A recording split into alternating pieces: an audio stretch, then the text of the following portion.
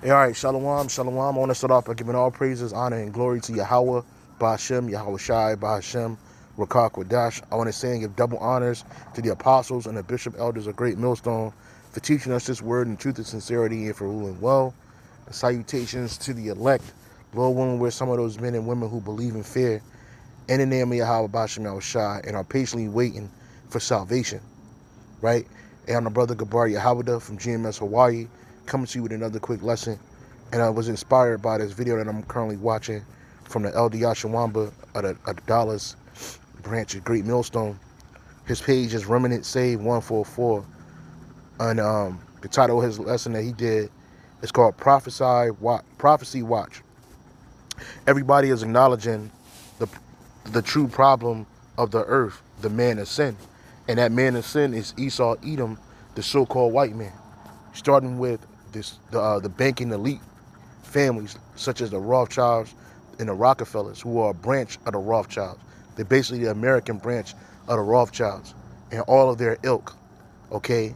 And they place their own people as well as their proxies, such as Donald J. Trump and every other president that's ever existed in America, right? They backed them some way, somehow, right? And the elder in this video, he speaks briefly about the Jewish lobbyists, right? Because they're set up. They're set up by the elites to influence the American government and to push them on the side of the Jays, right? And so this man, something that stood out in this lesson that about this man, the man of sin, which is Esau Edom, right? Starting from the very top to the very least of you, right? Something about this man is that he loves war. He loves blood. He loves bloodshed. He don't care how war hurts people, how it affects people. Now, there's nothing wrong with war. Sometimes you got to fight. Our power, Yahweh Bashim Shai, is a man of war, right? He trained us to be warriors, right? All those skirmishes that we had with these nations when we came out of Egypt, the Lord was basically sharpening our iron and teaching us. Did not King David says the Most High taught him his hands to war, right? King David was bringing war to all of these different nations that was around about us, not because we just wanted to be on top, but because these nations were a threat to us and were a constant issue to us at the time. And so the Lord put a lot of these nations under the foot of King David. Hence the reason why he couldn't establish the temple, because he had so much blood on his hands, right? On top of other things, but that's the main thing. And it was left to his son Solomon to establish that temple. And we know that Solomon is Yahweh Shai, right? And so I just wanted to bring this out, and I got a couple of things, that I wanted to kind of play and read, because I went on to the chat GPT or the automated Idumean, and it said a lot about these presidents always promising to end wars and to stop the war, but they're never going to stop the war machine, because the war is money. Real quick, this is from Smedley Butler, right? And it says, war is a racket. It always has been, right? It's possibly the oldest, easily the most profitable, surely most vicious. And we know that going back to Alexander the Great. He brought wars to all these different, he brought wars to the known world at that time. People have always been fighting, but it's always been profitable for the Greeks and the Romans. This is why Rome was so strong. Like, they had a mighty military, and they went and conquest the known world at that time. And as they conquest, they took goods, they took wealth, they took lands, they took people. That's what they do, because war is profitable. So to think that this man is ever going to end his wars, his constant wars, is ludicrous. Especially these presidents. You can't do much in 4 years, let alone 8, right? They even gave you a false president, right? You so-called Negroes via Barack Obama, and he didn't do nothing that he claimed to promise to do. And most of these presidents, they're nothing more than professional liars. All of these presidents are nothing more. It ain't just the presidents, your secretaries of state, your high-level politicians, your low-level politicians, your mid-level politicians. All of them are professional liars. They know how to tell people something to get people to follow them. And that's all Trump did. That's all Trump does.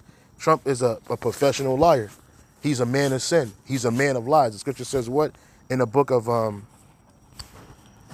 of St. John, chapter 8, verse 43, Yahweh Shai was cussing Jake out because they were following this man. And they would prefer, what they say, they have we have no king but Caesar, something like that, roughly paraphrasing. But this is what Yahweh Shai said to the people, right? This is St. John 8 and 43. What do you not understand my speech, even because you cannot hear my word, right? Because Jake didn't understand. When I say Jake, I'm talking about those non-believers back then during the time of Yahweh Shai, when he was walking here amongst us, amongst our people. The vast majority of these Israelites, they followed the earthly leaders, these leaders that were given to them and established via the temple and other popular sects at the time, such as the Sadducees, the scribes, the wicked scribes and Pharisees, right? Those were three top groups, and they all had different beliefs. But one thing they could agree upon was that Yahweh Shai had to go, right? And so they couldn't understand none of the parables he was saying because it wasn't for them to understand. They couldn't understand none of the miracles he was doing, even though it was prophesied that he would do these things. They couldn't understand it. All they could do was think about themselves and serving Esau, because Esau had allowed them to be what? Semi-autonomous. And so they preferred to serve the Caesar. I think they said we have no king but Caesar, right? They didn't want to see Yahweh Shai be on top. And Yahweh Shai didn't even come at that particular time to be sitting as king. He came as a sacrifice for the elect first and foremost, and then ultimately all of Israel, right? But they didn't want that. And you can read about, if you want to read more about that, you can go to the book of St. John, chapter 11. Well, I'll go to it.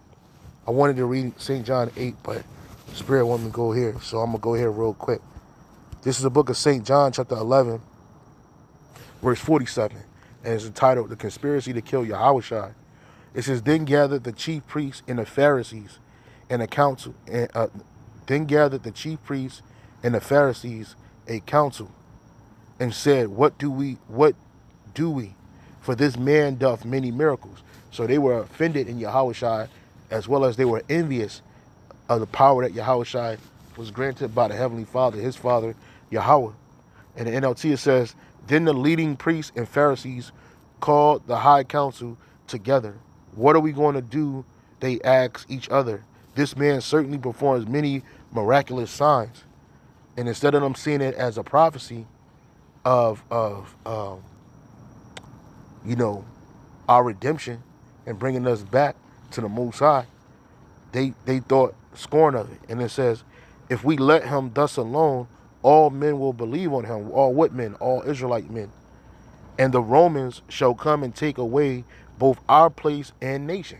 So that's all they were thinking about, was their position, their status, and their place. But who was it given to them by? The Romans. The Romans allowed them to do what they do.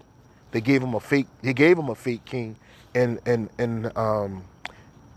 that Edomite Herod the Great, the son of Antipater, the Idumean, and his ilk, right? They were happy with that. They were happy to have a fake king over top of them, as well as an Edomite ultimately ruling over them. And the NLT says, if we allow him to go on like this, soon everyone will believe in him. Then the Roman army will come and destroy. They feared the Roman army more than they feared Yahweh Bashim Yahweh Shai. Then the Roman army will come and destroy both our temple and our nation. Verse 49, it says, and one of them named Caiaphas, being a high priest that same year, said unto them, Ye know nothing at all, nor consider that it is expedient for us that one man should die for the people, and that whole nation perish not. And this spake he not of himself, but being high priest that year, he prophesied that Yahushua should die for that nation. And that nation is the nation of Israel. So going back to St. John chapter 8, verse 43, we see that Jake was just concerned with following Esau. And it's the same spirit that you see today, right? They listen to everything Esau says. They love what Esau says. They exalt what he says, right? This is St. John chapter 8, verse 43. It says, why do ye not understand my speech, even because ye cannot hear my word? It says, ye are of your father, the devil, and the lust of your father ye will do. He was a murderer from the beginning, and abode not in the truth, because there is no truth in him. When he speaketh a lie, he speaketh of his own, for he is a liar and the father of it. And he goes in that, the father he was talking about was Cain, Esau, Edom. He was sitting on the throne, not Cain, but Esau, Edom was sitting on the throne, on a Roman throne back then, during the time of Yahushua.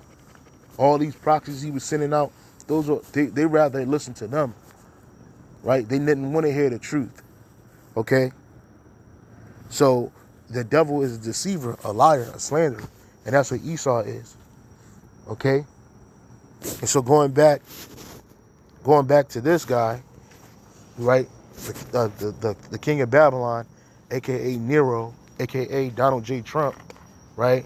Aka Edom, an Edomite. People love to listen to these man's lies and his rhetoric about how he's going to do something. Like the scripture says, one of you brothers can post it up in the comments when we're done here. The words of his mouth were smoother than butter. But what was in his heart? War was in his heart. That's what he loves. It's like, it said his words was like smooth like oil, but yet they were drawn swords. All his men is, the scripture also says that what? He be at those that be at peace with him, roughly paraphrasing, he goes to war with, man. Right? And this man will never stop wars because he loves it. He loves death. It's not so much that he just loves war. He loves death. He loves blood. Right? And he can't get enough of it. And they shed it whenever possible, in secret or in open. So let me play this real quick. And through the Holy Spirit is playing out right before your very eyes, man. Get over But it. again, this guy's a turncoat. People thought he was going to come in and make America great again. No more war. The eggs was going to go back down to 25 cents. Your eggs are higher and your ass getting ready to be drawn into war. Yep. Nothing's changed for you everyday citizens. No matter who's elected, war continues and the working class continues to be shitted on, man. Exactly. And this man, he's openly said that, he loves war. Like he loves his uneducated voters. He loves these people because that's the majority of America, right? In the different places where America holds sway that allows votes, the majority of the people are simple-minded, right? You fall for anything that this man says. Even him getting a false assassination, people fell for that shit. But we here at Great Millstone, starting with the apostles and the elders and brothers on down, we who are defenders of the truth of Yahweh Shem Shai, we saw all that shit coming. We saw it was fake. We saw how it basically galvanized the minds of the people. They gave him a weak opponent and come all over Harris. Because all these politicians, they're all in the same room. They all want war. They all want lies. They all with that shit. Right? She don't give a fuck. She never gave a fuck because she's an insider. You can't get that high up in politics without being extremely tapped in on a high level in regards to Satan. So this man constantly lies and tells you things that you want to hear because he knows that you're going to fall for it every time. But his true wickedness will always show. Real quick. This is the book of Sirach, chapter 14, verse 5. I'm going to start at 5. It says, he that is evil to himself, to whom will he be good? He shall not take pleasure in his goods. There is none worse than he that envieth himself. And this is the recompense of his wickedness. And if he doeth good, he doeth it unwillingly. And at last, he will declare his wickedness. So anytime this man, and this applies to Esau, this applies to you devils, you Edomites. But I'm focusing on the ruling class elite and then their puppet politicians, right? This man, if he gonna do good, his wickedness is always gonna follow that. He do that good, the good that he does that unwillingly. He don't want to do that. In reality, all he wants to do is wickedness. And again, killing people, lying, to steal people's land. Like, listen, even they have to tell certain things. They got something called the method of revelation, right? You had this guy, General Clark. He said that matter of fact, I'll get the video. This is a former U.S. general. I believe he was an Army general. His name is George Wesley Clark. And in 2007, he was giving a speech. Well, he was speaking at a function. And he said that America, at the time, this is 2007, man. I was still in the Army, right? I was still out. I was in that shit. I had already done, by this time, I had already done, 2 deployments in Iraq. Full year, a whole year. Deployments in Iraq. And Iraq was just one of many countries that America wanted to destabilize and take their resources and go to war with, right? So this thing has always been in the cuff. War has never been off the table.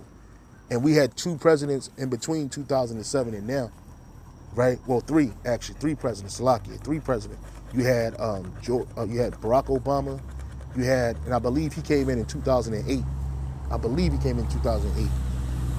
And then he was out of there in 2012 and came back in 2012 to 2000, I believe it was like 2017 or something, he was out of there, right? So you had 3 presidents. You had Barack Obama, you had Donald Trump, you had Joe Biden, and then you had Donald Trump again.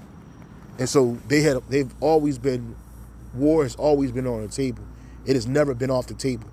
All this, we're going to pull our troops out and bring them back home, that's all a sleight of hand. Because the greater war is what they really want, which is World War III, right? Which is going to really destroy them, because the Lord had been pushing these men, encouraging this man to go to war. But anyway, I want to let you hear what General Wesley Clark has to say. 10 days after 9/11, I went through the Pentagon and I saw Secretary Rumsfeld and Deputy Secretary Wolfowitz. I went downstairs just to say hello to some of the people on the Joint Staff who had used to work for me. And one of the generals called me and he said, "Sir, you got to come in. You got to come in and talk to me a second." I said, "Well, you're too busy." He said, No. He says, "We've made the decision. We're going to war with Iraq."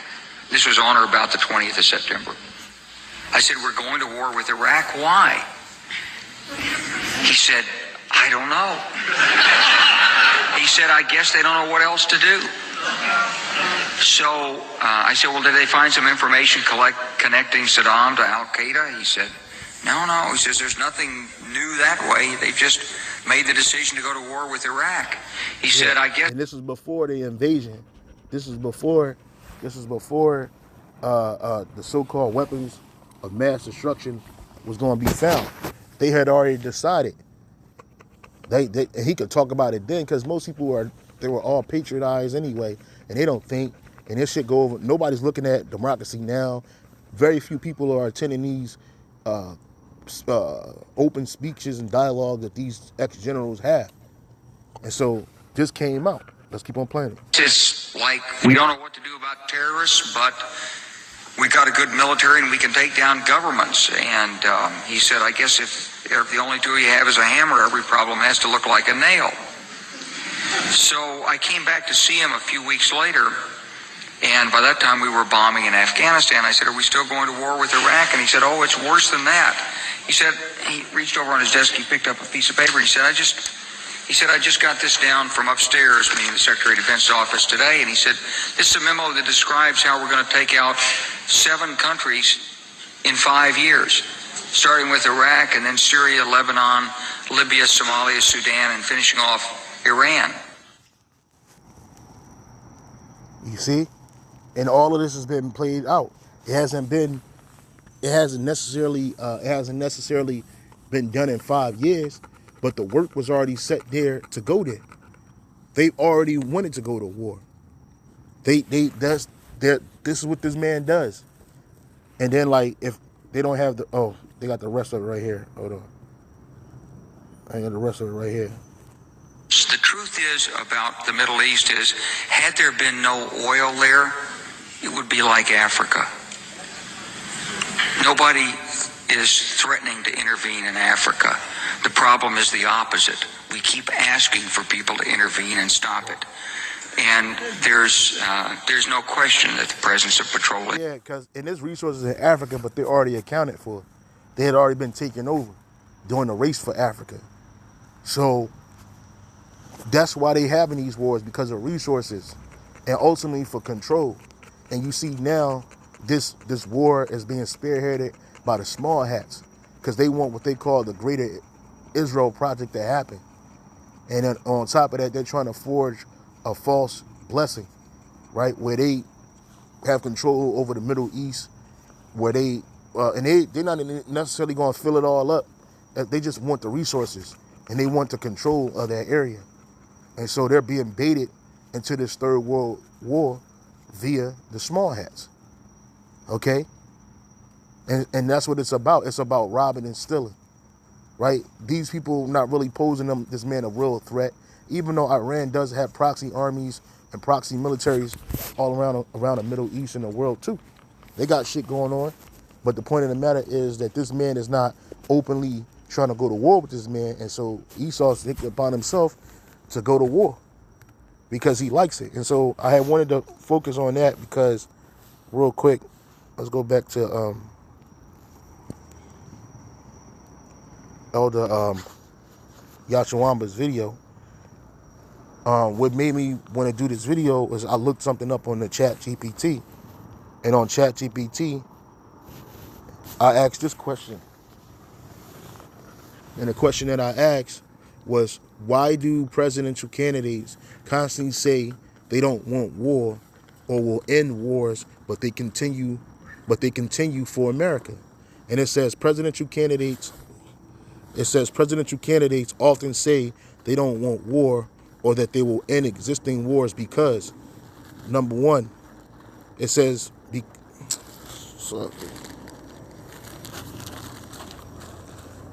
number one, it's what most voters want to hear. Americans are generally war weary, especially after long conflicts like Vietnam, Iraq, and Afghanistan. Candidates know that promising peace or an end to war appeals to a wide range of voters across political lines. You see? And so he's just telling you anything.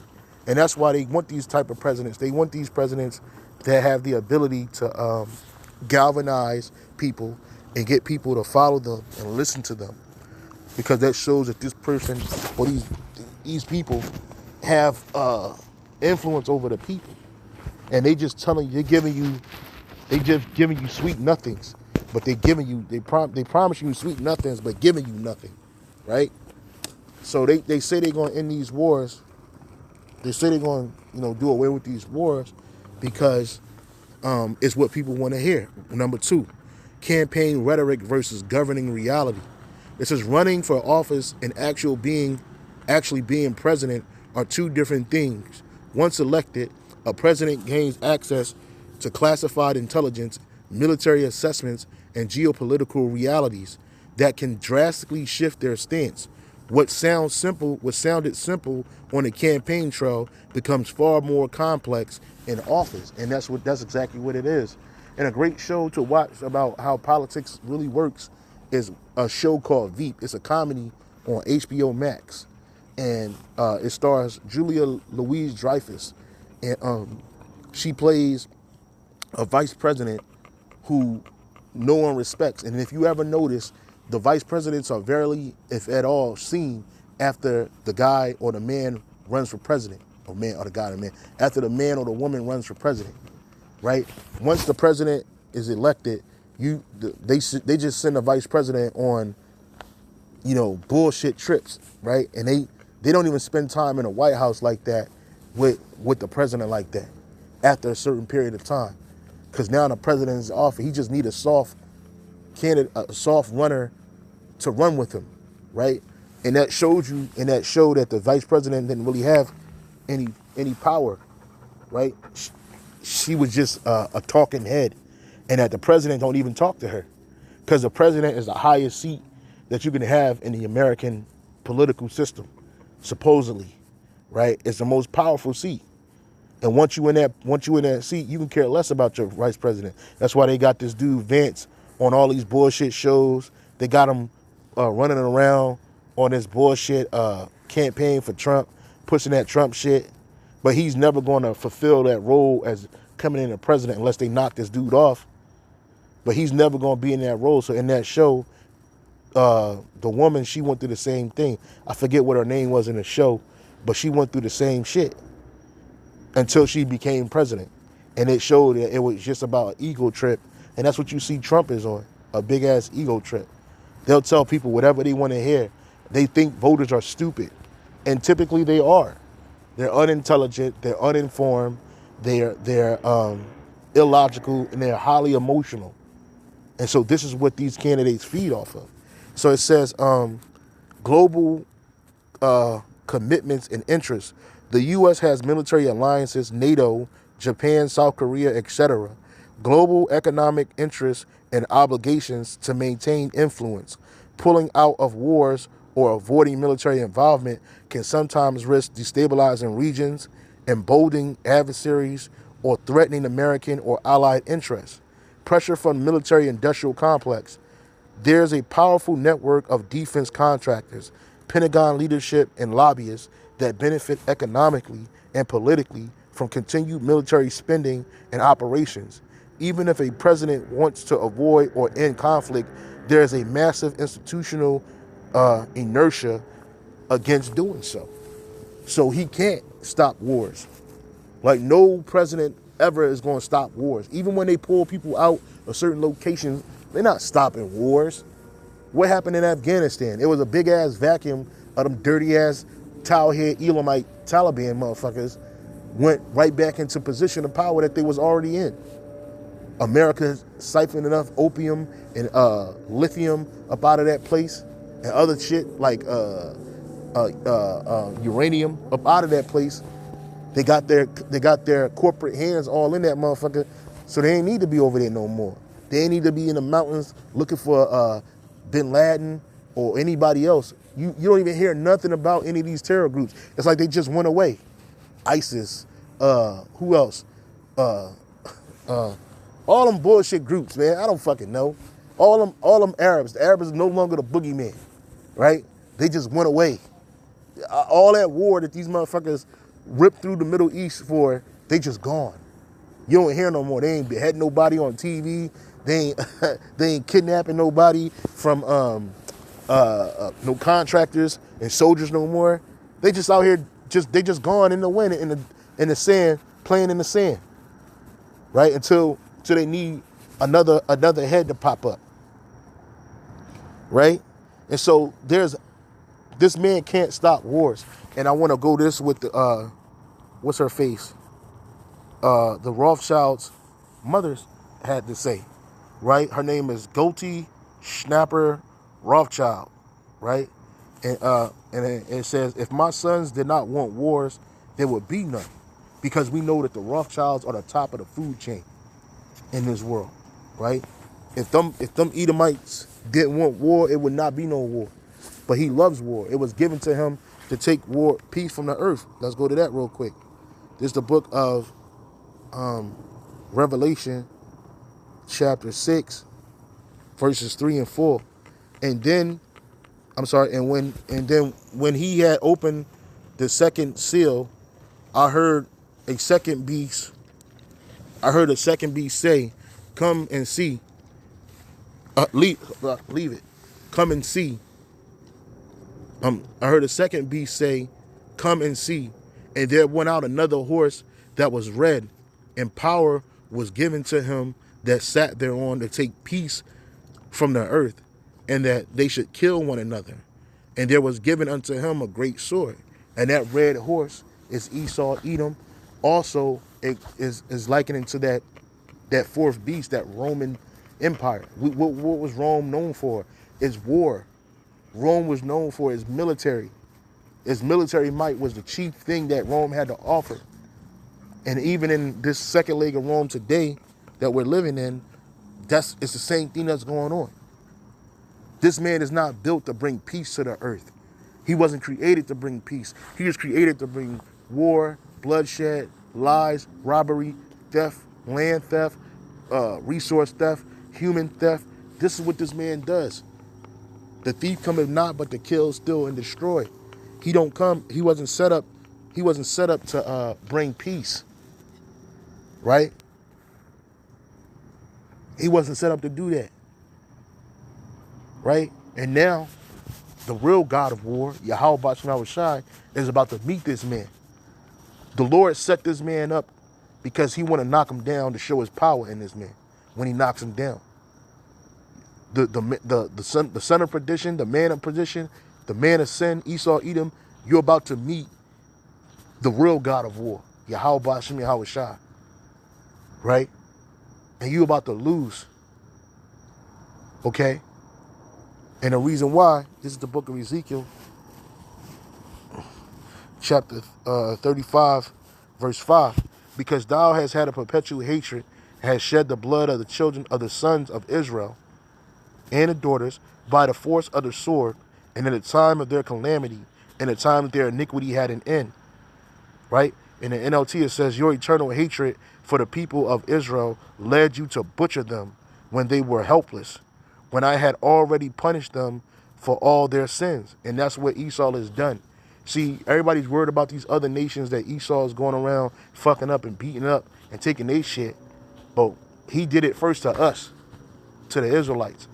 The Lord said this, therefore, as I live, saith the Lord, Yahweh Bashim Shai, I will prepare thee unto blood, and blood shall pursue thee. Since thou hast not hated blood, even blood shall pursue thee. And in the NLT it says, as surely as I live, I say, the sovereign Lord, Yahweh Bashim Shai, since you show no distaste for blood, I will give you a bloodbath of your own. Your turn has come, right? And it's time for Esau to get his. You see? See, we not worried about this war shit. Us and this truth. It's supposed to happen. It needs to happen. It has to happen. It's prophesied to happen. Right? This man thinks that he's going to stop something that's the Lord has ordained. You can't stop it. You want to train. And the Most High is the one conducting the train, and he's moving on his tracks. And ultimately it's going to go to a point where, well, you're at the point of no return. War is coming. Right? Revelation chapter 11, verse 14. And it already started in the 40s. I got another video coming to speak about that. Revelation 11 and 14. The second woe is past, and behold, the third woe coming quickly. That second woe is that second world war. And the third one came quick. It started with a Cold War, and now it's getting hot. We've been saying this for years and years and years. World War III updates, World War III updates, all the time. Nobody listen. Everybody just talk shit. They click dislike on the videos, or they didn't watch them at all. And now that it's at your front door, it's at your step, now people are getting scared. And the propaganda machine is working in overdrive right now too. Right? So, you know, this man, he loves to go to war. He don't shy away from war, because he ain't got to fight it. What they're going to do is get the poor people to try to defend them, right? It's going to get so bad they're going to have a draft, and a lot of these men are going to war.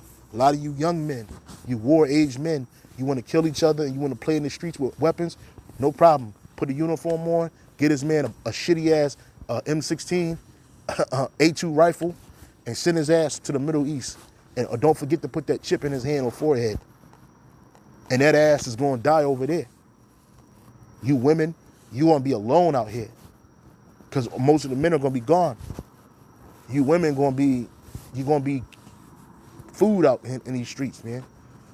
Because of that, a lot of these men are going to die in the war.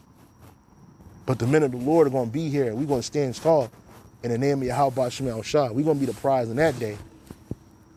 Right? Ain't going to be no you ugly, where your money at, you ain't got no money, none of that crazy shit. These bitches going to be bringing it to you. Right? And they're going to be by droves, because there ain't going to be no men out here. Why? Because they're going to be in that third world war getting hot. Okay? And so I just wanted to bring this out, man. I was inspired to do so. I hope you were edified. And with that, I'm going to say, hey, shalom, and on to the next. Lord willing, to the next video. Hey, shalom.